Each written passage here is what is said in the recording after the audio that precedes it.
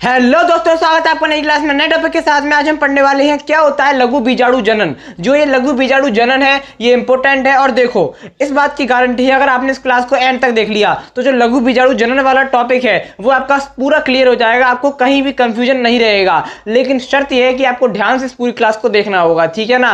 बाकी सब आप मुझ पर छोड़ दो, मैं आपको समझा दूंगा, ठीक है। तो देखो लघु बीजाणु जनन क्या है। तो देखो मैं क्या कह रहा हूं, मैंने अभी आपको कुछ नहीं पढ़ाया, अब पढ़ाना मैं करता हूं चालू, ठीक है। तो देखो लघु बीजाणु जनन क्या है, आप पहले इस बात को समझ लो। लघु बीजाणु जनन हो चाहे गुरु बीजाणु जनन हो चाहे शुक्राणु जनन हो, यानी कि इसमें क्या होगा, लघु बीजाणु जनन का मतलब क्या है, बिल्कुल आम भाषा में बिल्कुल जमीनी लेवल पे आके समझो क्या होता है। लघु बीजाणुओं के निर्माण का होना, लघु बीजाणु के निर्माण का होना लघु बीजाणु जनन कहलाता है। मैंने कुछ नया बोला क्या होता है शुक्राणु जनन, शुक्राणुओं के निर्माण की प्रक्रिया शुक्राणु जनन कहलाती है। लघु बीजाणुओं के निर्माण की प्रक्रिया लघु बीजाणु जनन कहलाती है। गुरु बीजाणुओं के निर्माण की क्रिया गुरु बीजाणु जनन कहलाती है। कुछ नया बताया क्या मैंने? नहीं बताया, बस मैंने आपको क्या बताया, जनन का मतलब है किसी नई चीज का निर्माण होना, किसी नई चीज के निर्माण की प्रक्रिया क्या होती है। देखो लघु बीजाणु जनन क्या है, लघु बीजाणुओं का निर्माण लघु बीजाणु जनन कहलाता है। लघु बीजाणु जो होते हैं उनके निर्माण की जो प्रक्रिया होती है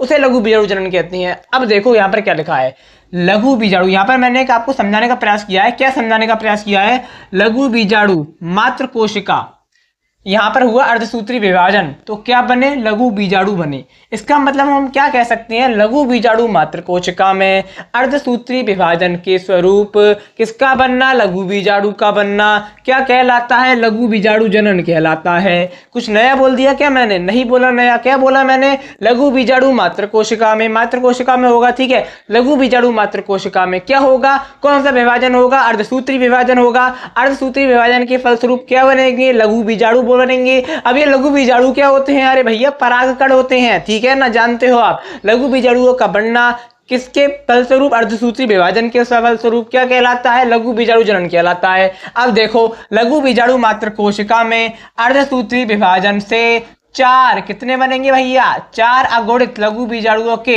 निर्माण की जो प्रक्रिया होती है उसे क्या कहते हैं, लघु बीजाणु जनन कहते हैं, ठीक है। वही चीज लिखी हुई है। अब ये चार अगुणित लघु बीजाणु कितने बने, चार बने, कितने बने, चार बने। तो ये चार अगुणित लघु बीजाणु आपस में कैलोज नामक जटिल पदार्थ द्वारा जुड़े होते हैं, लघु बीजाणु चतुष्क बनाते हैं। यानी कि जो चार लघु बीजाणु हैं ये आपस में जुड़े होते हैं। किससे जुड़े होते हैं, एक पदार्थ होता है, उस पदार्थ का नाम होता है कैलोज। क्या नाम होता है, कैलोज। उस कैलोज नामक पदार्थ से जुड़े होते हैं और क्या बनाते हैं, आपस में जुड़ के, अगर चार जुड़ जाएंगे तो आपस में मिलकर क्या बनाएंगे, चतुष्क बनाएंगे। लघु बीजाणु चतुष्क का क्या करेंगे, निर्माण करेंगे। बस इतना सा है। अब इस चित्र को समझो, पूरा कॉन्सेप्ट क्लियर कर लो। कोई बड़ी चीज है क्या, लंबी चौड़ी चीज है क्या, कोई आसान सी चीज है, ठीक है। तो देखो यहाँ पर क्या है, यहाँ पर हमने लघु बीजाणु मात्र कोशिका ली। अब आपको ये बात याद रखनी है, क्या बात याद रखनी है, अरे कोई बात याद नहीं रखनी, छोटी सी चीज याद रखनी है। क्या चीज याद रखनी है, लघु बीजाणु जो मात्र कोशिका होती है वो द्विगुणित होती है, यानी कि 2n होती है। 2n को द्विगुणित बोलते हैं, आप पढ़ते हुए आ रहे हो बचपन से, तो यानी कि 2n होती है, द्विगुणित होती है। कौन द्विगुणित होती है, लघु बीजाणु मात्र कोशिका द्विगुणित होती है। उसके बाद क्या हुआ, इसमें हुआ अर्धसूत्री विभाजन। क्या हुआ, अर्धसूत्री विभाजन हुआ। और जब अर्धसूत्री विभाजन हुआ तो ये दो हिस्सों में बट गई, ये अर्धसूत्री प्रथम है, यानी कि अर्धसूत्री फर्स्ट विभाजन हुआ, पहला विभाजन हुआ। तो ये दो हिस्सों में बट गई। कौन बट गई, जो लघु बीजाणु मात्र कोशिका थी वो दो हिस्सों में बट गई। फिर ये क्या कहलाई, द्विक डायड कहलाई, ठीक है ना।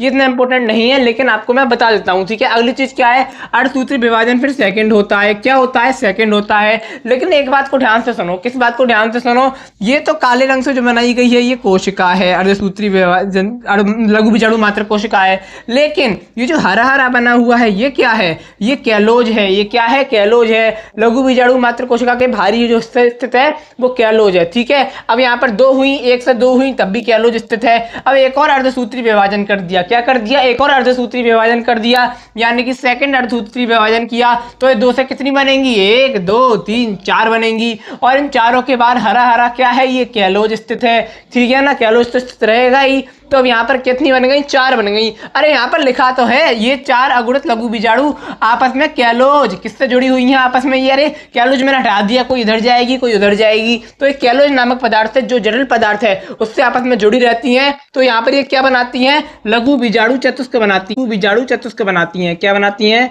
लघु बीजाणु, ये लघु बीजाणु चतुष्क क्या बनाती हैं, लघु बीजाणु चतुष्क बनाती हैं। कोई नई चीज बताई क्या, मैंने नहीं बताई, नई चीज ये बना दी हमने। अब यहाँ पर देखो, यहाँ पर जो लघु बीजाणु मात्र कोशिका थी वो द्विगुणित थी, लेकिन ये कैसी हैं, अगुणित हैं। ये कैसी हैं, अगुणित है, इतना तो जानते ही हो, ठीक है ना। द्विगुणित है तो ये कैसी होंगी, अर्धसूत्री विभाजन के बाद अर्धसूत्री विभाजन के कैसी होंगी, अगुणित हो जाएंगी, ठीक है ना। तो ये कैसी हो गई, केवल n हो गई, यानी कि अगुणित हो गई, ठीक है ना। ये आप समझ गए। तो अब ये बन गया, ये इसके अंदर क्या है, ये 4 क्या है, लघु बीजाणु हैं, ठीक है। लेकिन इनके बाहर कैलोज है, अब इस कैलोज को हटाना पड़ेगा तभी तो ये मुक्त होंगे। कौन हटाएगा, कौन हटाएगा कैलोज को, एक पदार्थ होता है, उस पदार्थ का नाम होता है कैलेज। क्या नाम होता है उस पदार्थ का, कैलेज। अब ये कैलेज कहाँ से आ गया, ये जो कैलेज होता है ये कैलेज कैलोज को तोड़ देता है और ये मुक्त हो जाते हैं। ये मैं बता के चला जाऊंगा, क्या फायदा होगा इससे, कोई फायदा नहीं होगा इससे। मैं आपको ये बताऊंगा कि कैलेज आया कहाँ से, ये कहाँ से प्रकट हो गया। तो देखो ये जो कैलेज है कहाँ से आया, आपने पढ़ा होगा टैपिटम के बारे में, नहीं पढ़ा तो पिछली क्लास को नहीं देखा आपने, और देखा है तो आपको पता है। तो टैपिटम क्या होता है, टैपिटम जो होता है वो विकसित हो रहे परागकणों को पोषण प्रदान करता है, या फिर विकसित हो रहे लघु बीजाणुओं को पोषण प्रदान करता है। साथ ही साथ में जो हमारा टैपिटम होता है वो एक पदार्थ निकालता है, उस पदार्थ को बोलते हैं कैलेज। इसका मतलब ये कैलेज जो है ये किसने निकाला, टैपिटम ने निकाला। टैपिटम से क्या स्त्रावित होता है, कैलेज स्त्रावित होता है, और जो कैलेज होता है वो कैलोज को, ये क्या है, ये किसकी परत है, ये कैलोज की परत है। ये किसकी परत है, ये कैलोज की परत है। ये किसकी परत है, ये कैलोज की परत है। जो कैलेज होता है वो कैलोज की परत को तोड़ देता है और जो हमारे लघु बीजाणु होते हैं वो मुक्त हो जाते हैं। उसके बाद लघु बीजाणु की संरचना किस प्रकार से होती है, यानी कि परागकण की संरचना किस प्रकार से होती है, उसको हम नेक्स्ट क्लास में समझेंगे, बिल्कुल डिटेल में समझेंगे। लेकिन ये बताओ कि आपको इतना समझ में आया कि क्या होता है लघु बीजाणु जनन, क्या होता है, कुछ नहीं होता। लघु बीजाणु मात्र कोशिका में क्या होता है, अर्धसूत्री विभाजन होता है, उससे 2 बनते हैं, फिर 2 से 4 बनते हैं, और जब 4 बन जाते हैं तो उसे हम क्या कहते हैं, लघु बीजाणु चतुष्क कहते हैं। इन चारों के बाहर एक परत होती है जिसे कैलोज कहते हैं, कैलोज को कैलेज तोड़ता है। अब जो कैलेज होता है वो कहां से आता है, वो टैपिटम स्त्रावित करता है, जिससे जो कैलोज होता है वो टूट जाता है, ठीक है ना। तो आशा करता हूं कि आपको समझ में आ गया होगा। लघु बीजाणु जनन को मैंने अच्छे से अच्छे समझाने का प्रयास किया है, तो आशा करता हूं कि आपको समझ में आ गया होगा। अब मैं आपको मिलूंगा एक और नई क्लास में नए टॉपिक के साथ में। सीरीज को लगातार फॉलो करते जाइए और आगे बढ़ते जाइए। तब तक के लिए जय हिंद, जय भारत।